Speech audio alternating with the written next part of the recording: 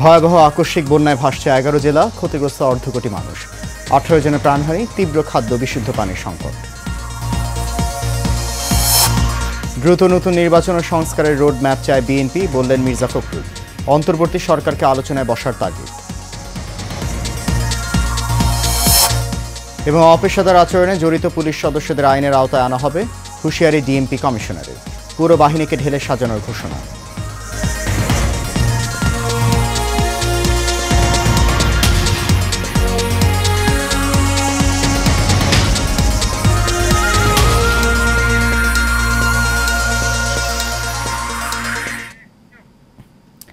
সবাইকে স্বাগত জানাচ্ছি এশিয়ান নিউজে। আপনাদের সাথে আছি আমি সৈয়দ মাহিউজ্জামান মুখর। শুনছেন বিআরবি কেবল ইন্ডাস্ট্রিজ লিমিটেড সংবাদ শিরোনাম। যাচ্ছি পুরো খবরে। আকস্মিক ভয়াবহ বন্যায় ভাসছে 11 জেলা, যাতে এখন পর্যন্ত 18 জনের প্রাণহানির খবর মিলেছে। বৃষ্টি থামায় কিছু স্থান থেকে নামছে বানের পানি, তবে এখনও 60টি নদীর পানি বইছে বিপদসীমার উপরে। বৃদ্ধির প্রবণতা আছে আরও 41টিতে। প্রতিনিধিদের পাঠানো তথ্যছবিতে বিস্তারিত জানাচ্ছেন শেখ ফাহিম।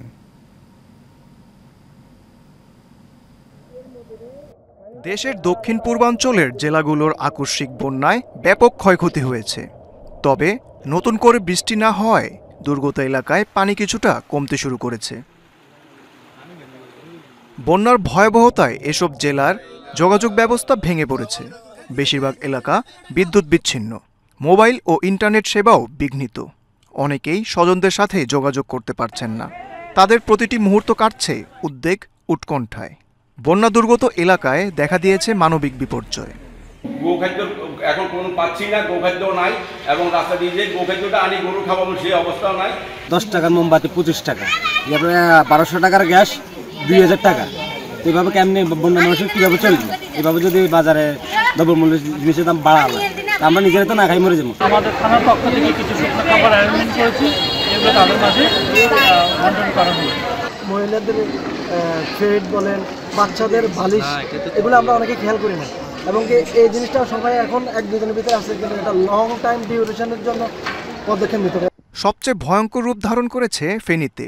পানিবন্দী অবস্থায় দিন পার করছেন লাখ লাখ মানুষ। রয়েছে খাবারের প্রচণ্ড সংকট। সরকারি বেসরকারি বিভিন্ন সংস্থা ত্রাণ কার্যক্রম চালালেও তা পর্যাপ্ত নয় বলে জানিয়েছেন বন্যাপীড়িত এলাকার মানুষ। আমরা বাড়ি ঘর থাকবার মতন না, আমরা স্কুল আইয়া কাজ টানা লইছি, কিন্তু আমরা কোনো সরকারিভাবে কোনো পুরস্কার পাইছি না, কোনো কথাবার্তা আমরা পাইছি না। ওখান আমরা অসহায় ওখান আইয়া ঢুকছি, ওখান আমরা কিছু আমরা খোঁজখবর নিচ্ছে না, কেউ দেখুন নিতেছে না। ওখান আমরা কি করা যায়? জিনিসপত্র যা আছে সব বাসায় লইছে, বাচ্চা লই আমরা অসহায়। আমরা সরকারিভাবে প্রস্তাব পাইছি না, আমরা কইতে পারতাম না। আমরা রুজি রোজগার নাই, সব দিকেই আমরা বন্ধ, মানে হানি ভাই দো নাই। আমরা আশ্রয় রয়েছি স্কুলের মধ্যে, এখন আমরা কোনো ভাই করতাম, আমরা তো কেউ সাহায্য করে না। বন্যায় ফসলি জমির ব্যাপক ক্ষয়ক্ষতি হয়েছে। ভেসে গেছে গবাদি পশু ও হাঁস মুরগি। তাই ভবিষ্যৎ নিয়ে দুশ্চিন্তায় রয়েছেন বানভাসী মানুষ। Sheikh Fahim, Asian television. বন্যার আরও খবর জানাতে এই মুহূর্তে নোয়াখালী থেকে সরাসরি যোগ দিচ্ছেন আমাদের সহকর্মী মাহবুব আলম। মাহবুব, আমাদেরকে বন্যার সবশেষ তথ্যটি জানান। জি, আমি এই মুহূর্তে দাঁড়িয়ে আছি নোয়াখালীর সোনাইমুড়ি উপজেলা স্বাস্থ্য কমপ্লেক্সের সামনে। এখানে মাননীয় স্বাস্থ্য উপদেষ্টা নূরজাহান বেগম তিনি এখানে এসেছেন এবং সকাল থেকে জেলার বিভিন্ন আশ্রয় কেন্দ্রগুলো উনি ঘুরে দেখেছেন এবং সর্বশেষ উপজেলা স্বাস্থ্য কমপ্লেক্সে এসেছেন এখানকার সার্বিক পরিস্থিতি দেখার জন্য। আমরা যেটা জানতে পেরেছি, তিনি এখানে কিছুক্ষণ পরে সাংবাদিকদের উদ্দেশ্যে ব্রিফ করবেন।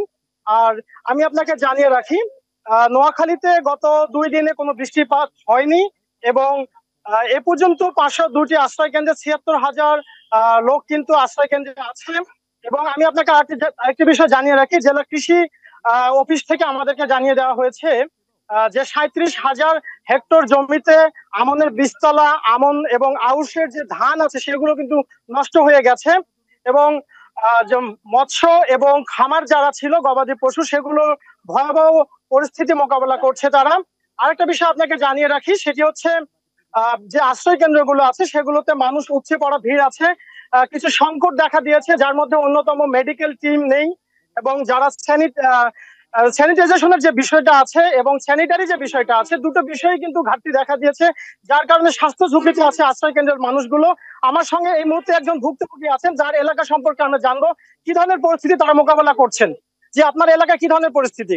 আমাদের এলাকায় এখন যে আমরা পানি বাঁচতেছি, তারপরে যখন অনেক মানুষ স্বাস্থ্যকেন্দ্রে কিছু অবস্থান করলো, আর কিছু আমরা মেডিকেল বাছা বাড়া যারা কোয়ার্টার করে গেছে, তারা কিছু এখানে অবস্থান করছে। আর অন্য মানুষ আরো আছে কিছু দরবম ধরে চলে গেছে, তাদের টাকা পয়সা আছে। আপনারা ত্রাণ পাচ্ছেন কেমন? আর বর্তমানে কিছু কিছু দিচ্ছে সামান্য। আমরা মেডিকেলের উপভোক্তা যারা আছে আর কি, মেডিকেলের দায়িত্বে যারা কোয়ার্টার আছে, তারা আমরা কখনো কিছু পাইনি। জি, শুনছিলেন যে আসলে ত্রাণ অনেকে পাচ্ছেন, যদিও অপ্রতুল এবং কিছু ব্যবস্থাপনার কারণে কিন্তু অনেক যে দূরের এলাকাগুলো আছে যেখানে পানি বেশি, সেখানে কিন্তু সময় মতো ত্রাণ পৌঁছানো অনেক জায়গায় সম্ভব হয়নি। তো এই ছিল নোয়াখালী থেকে সর্বশেষ আমার কাছে।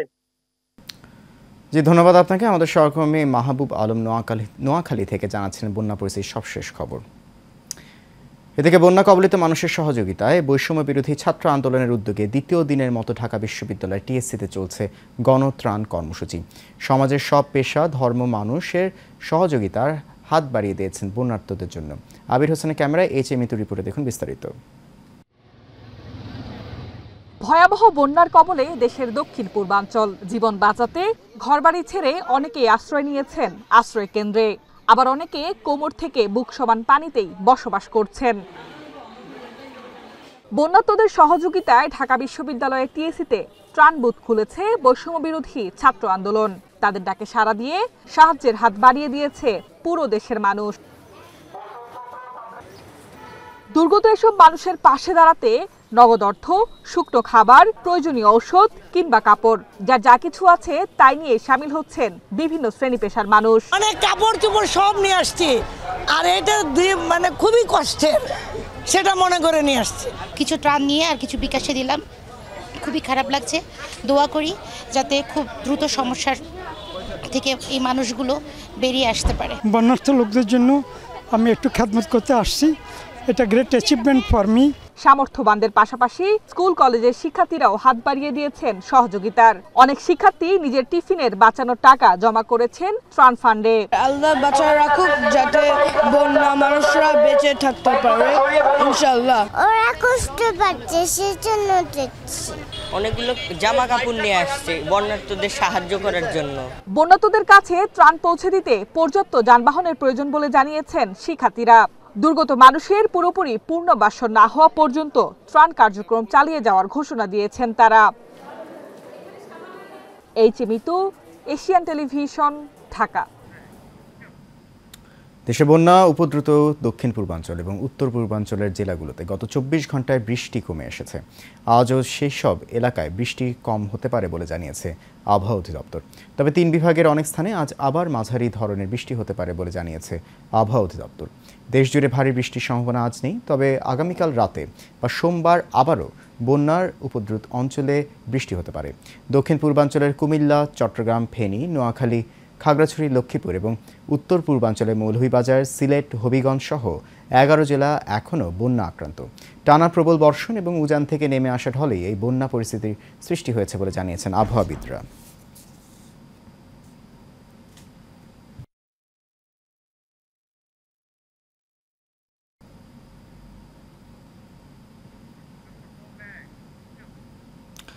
অন্তর্বর্তী সরকারকে দ্রুত নির্বাচন ও সংস্কারের রোডম্যাপ দেওয়ার দাবি জানিয়েছেন বিএনপি মহাসচিব মির্জা ফখরুল ইসলাম আলমগীর।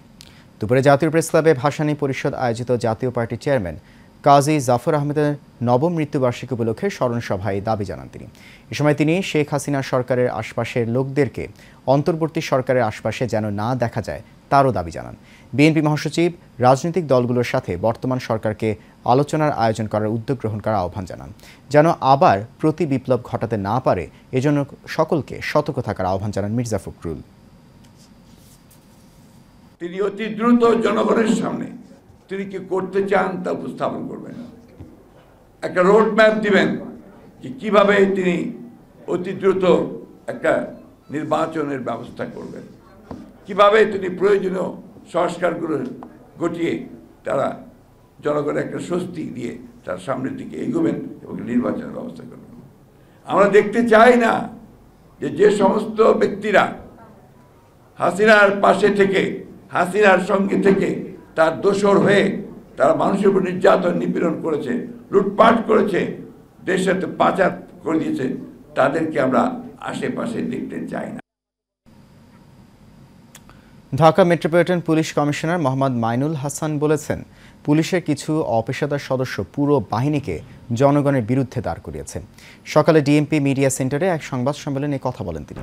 ডিএমপি কমিশনার বলেন, বৈষম্য বিরোধী ছাত্র আন্দোলনে রাজধানীর 50টি থানার মধ্যে 22টি পুড়েছে, অনেক পুলিশ আহত নিহত হয়েছে, যার জন্য এখনও অনেকটা আতঙ্কে আছে এই বাহিনী। তাই পুলিশ পূর্ণরূপে ফিরতে আরও কিছুটা সময় লাগবে।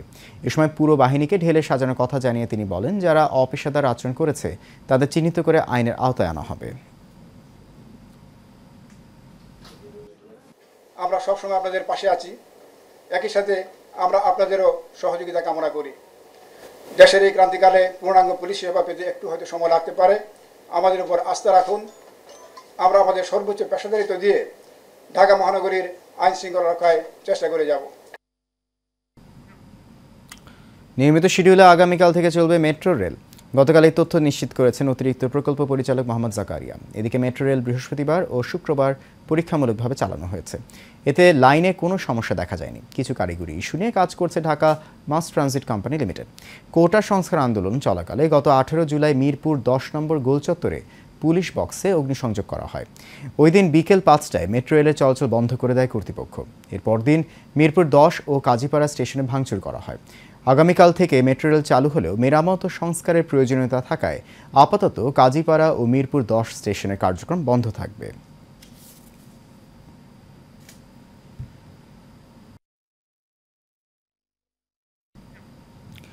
ভারতে পালানোর সময় বিজিবির হাতে আটক হয়েছেন সাবেক বিচারপতি AHM শামসুদ্দিন চৌধুরী মানিক। শুক্রবার সিলেটের জকিগঞ্জ সীমান্ত থেকে রাত 11:20 তাকে আটক করা হয়। বিজিবির জনসংযোগ কর্মকর্তা শরীফুল ইসলাম বিষয়টি নিশ্চিত করেছেন। বিএনপির প্রতিষ্ঠাতা জিয়াউর রহমানের পরিবার নিয়ে বিরূপ মন্তব্যের অভিযোগে বৃহস্পতিবার বিচারপতি AHM শামসুদ্দিন চৌধুরী মানিক, সাবেক সংসদ সদস্য ও জাসদ সভাপতি হাসানুল হক ইনু এবং বাংলাদেশের ওয়ার্কার্স পার্টির সভাপতি ও সাবেক মন্ত্রী রাশেদ খান মেননের বিরুদ্ধে মামলা দায়ের করা হয়। আজ সাবেক বিচারপতি AHM শামসুদ্দিন চৌধুরী মানিককে আদালতে তোলা হবে।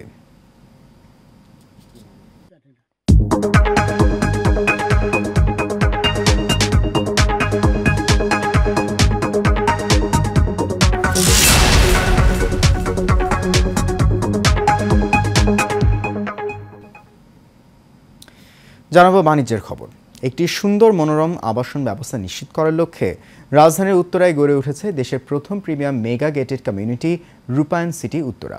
গ্রাহকদের নিরাপত্তা ও সুরক্ষার স্বার্থে এবং প্রাকৃতিক দুর্যোগের পাশাপাশি অগ্নিকাণ্ড মোকাবেলায় প্রাথমিক প্রশিক্ষণ সহ সকল ধরনের কার্যক্রম পরিচালনা করার পাশাপাশি এক জায়গায় নাগরিক সব আধুনিক সুবিধার স্বপ্নকে বাস্তবে পরিণত করতে রূপায়ণ সিটি কাজ করছে বলে জানিয়েছেন প্রতিষ্ঠানটির chief operating officer brigadier general অবসরপ্রাপ্ত সালাউদ্দিন আহমেদ।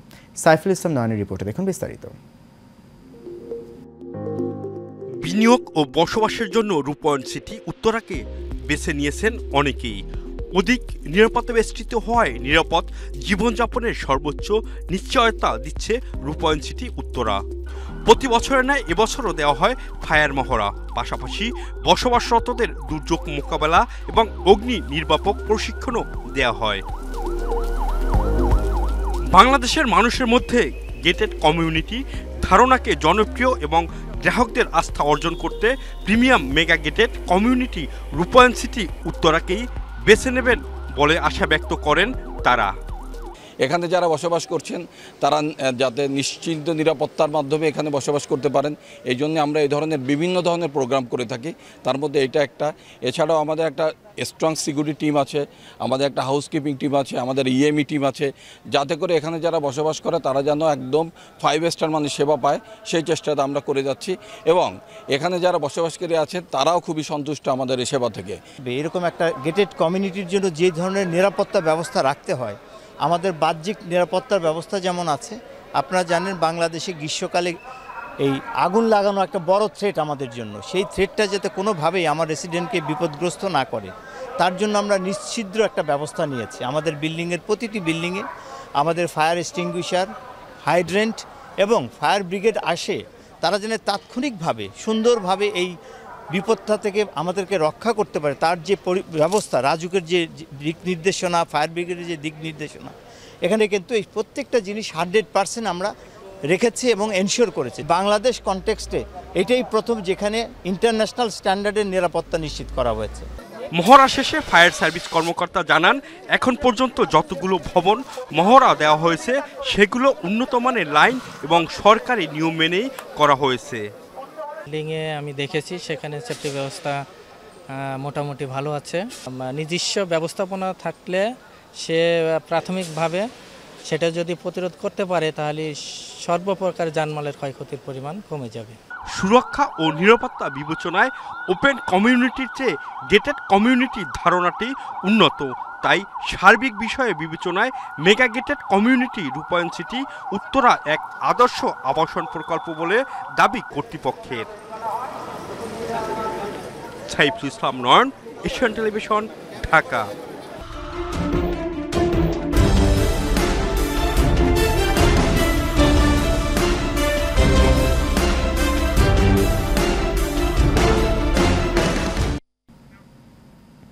সাতক্ষীরায় বিজিবির অভিযানে আমেরিকান পিস্তল, 3 রাউন্ড গুলি ও প্রায় 2 কেজি রৌপ্যসহ তরিকুল ইসলাম নামের এক চোরাচালানিকে আটক করা হয়েছে।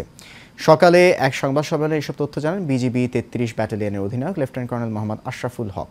তিনি বলেন, ভারত থেকে অস্ত্র ও রৌপ্যের একটি চালান বাংলাদেশে আসছে এমন গোপন সংবাদের ভিত্তিতে কাকডাঙ্গা সীমান্তে অভিযান চালানো হয়। সেখানে তরিকুল ইসলাম নামের এক চোরাচালানিকে ভারত থেকে আমেরিকান পিস্তল, 3 রাউন্ড গুলি, ম্যাগাজিন ও 1 কেজি 995 গ্রাম রৌপ্যসহ হাতে নাতে ধরা পড়েন। তার বিরুদ্ধে আইনগত ব্যবস্থা নেওয়ার জন্য কলারোয়া থানায় সোপর্দ করা হয়েছে। রাওয়ালপিন্ডিতে সিরিজের প্রথম টেস্টে চতুর্থ দিনে নিজেদের প্রথম ইনিংসে পাকিস্তানের বিপক্ষে লিড নিয়েছে বাংলাদেশ। চতুর্থ দিনের শুরুতেই হোঁচট খায় বাংলাদেশ। আগের দিনের হাফ সেঞ্চুরি করা লিটন দাস আউট হন ব্যক্তিগত 56 রানে। এরপর সপ্তম উইকেটে মেহেদী মিরাজকে নিয়ে 17 রানের জুটি করেন মুশফিকুর রহিম। এর মাঝে ক্যারিয়ারে 11তম সেঞ্চুরি তুলে নেন মুশফিকুর রহিম। এই দুইজনের দৃঢ়তায় প্রথম ইনিংসে লিড নেয় বাংলাদেশ। এর আগে তৃতীয় দিন শেষে 5 উইকেটে 316 রান তোলে বাংলাদেশ। দলের হয়ে 93 রান করেন ওপেনার সাদমান ইসলাম। এছাড়া মমিনুল করেন 50 রান।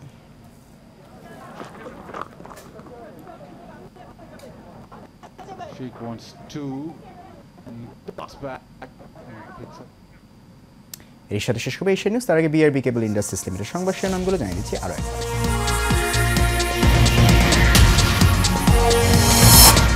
ভয়াবহ আকস্মিক বন্যায় ভাসছে 11 জেলা, ক্ষতিগ্রস্ত অর্ধকোটি মানুষ, 18 জনের প্রাণহানি, তীব্র খাদ্য ও বিশুদ্ধ পানির সংকট। দ্রুত নতুন নির্বাচন ও সংস্কারের রোডম্যাপ চায় বিএনপি, বলেন মির্জা ফখরুল। অন্তর্বর্তী সরকারকে আলোচনায় বসার তাগিদ। এবং অপেশাদার আচরণে জড়িত পুলিশ সদস্যদের আইনের আওতায় আনা হবে, হুঁশিয়ারি ডিএমপি কমিশনারের। পুরো বাহিনীকে ঢেলে সাজানোর ঘোষণা।